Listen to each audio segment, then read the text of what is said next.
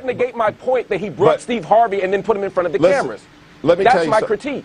Here's the deal. You don't know what happened. First of all, Pastor Darrell Scott, Michael Cohen, they are in a process of bringing all types of people from all over the country, from all different backgrounds, like we have, remember the Diversity Coalition, where we reach out to all different types of people? It was a bunch of mediocre Negroes being dragged in front of TV as a photo op for Donald Trump's exploitative campaign against black people.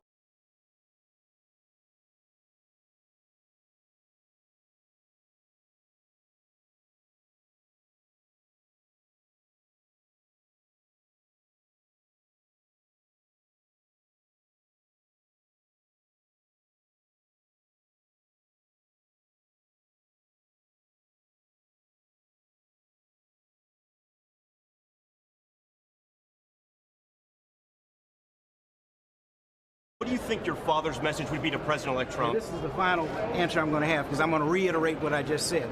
I think my father would be very concerned about the fact that there are 50 or 60 million people living in poverty, and somehow we've got to create the climate for all boats to be lifted.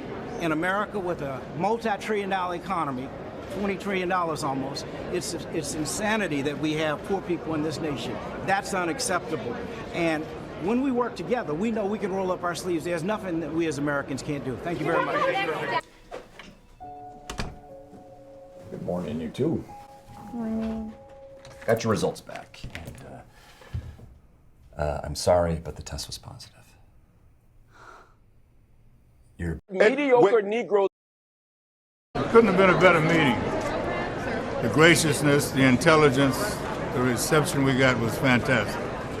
What are some of the specific policies? So for those of you who don't know, on the left, Jim Brown, legendary NFL running back. If you talk about what we're trying to really do from the urban developments, and job creations are everything.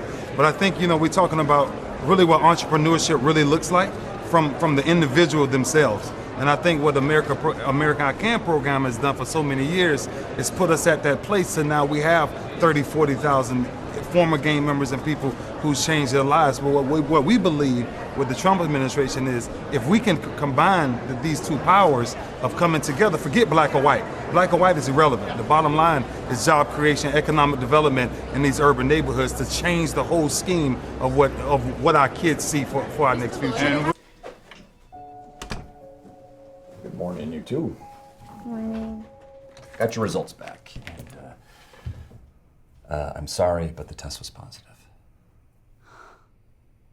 You're Mediocre Negroes. It was really cool meeting in the beginning. We talked a lot about golf and things like that, and people we knew and people in common, and then we got down to the crux of it.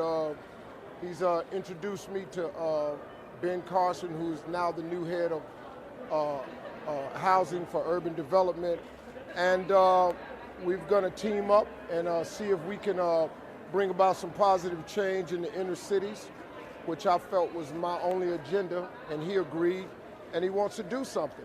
And he realizes that he needs some allies in that department, and he seemed really sincere about it. Good morning, you too. Good morning. Got your results back, and I'm sorry, but the test was positive. You're Mediocre Negroes. It was a bunch of mediocre Negroes being dragged in front of TV as a photo op for Donald Trump's exploitative campaign against black people. I was invited here by both transition teams, Obama's transition team and Trump's transition team. We now are going to want to do everything we can to help you succeed, because if you succeed, then the country succeeds. Please. Sorry. Well, thank you very much, President Obama. Good morning, you too. Good morning. Got your results back, and I'm sorry, but the test was positive. You're Mediocre Negroes.